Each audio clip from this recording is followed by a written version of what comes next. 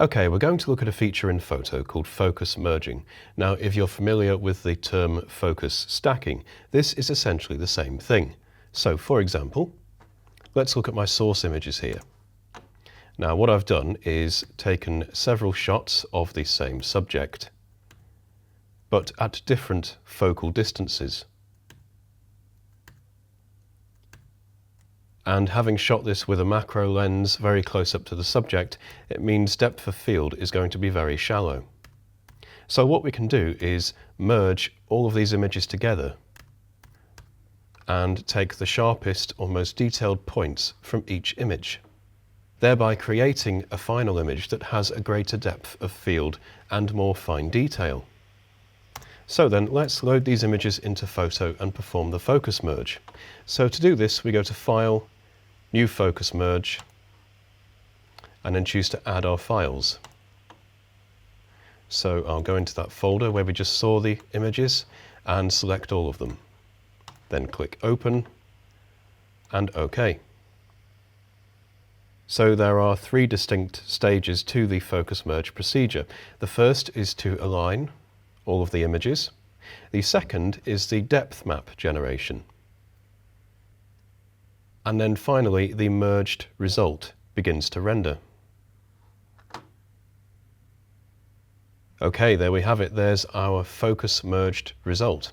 And we have this sources panel here that automatically pops up when the focus merge completes. And this is useful for retouching the image if it hasn't quite merged as successfully as you'd want it to. So if I go ahead and close this down, I'll just demonstrate quickly that although we think of focus merging as traditionally for macro photography, you can also use it for wider photography, like for example landscape photography. If I just switch across here and we have a look in our landscape images folder, what I've done is taken a series of shots and manually adjusted the focus in each one. So we move from the foreground being in focus to the background waterfall. And this also presents quite a challenging focus merge because, as you can see, there's moving detail in every single shot. Okay, so let's go ahead and merge these in Photo. Once again, click Open, then click OK. And as before, you'll see the alignment process.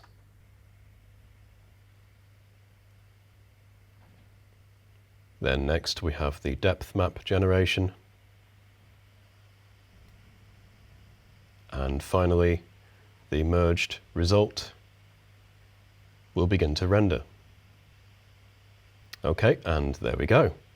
So as we can see, what Photo has done to our difficult background here is actually quite an acceptable result.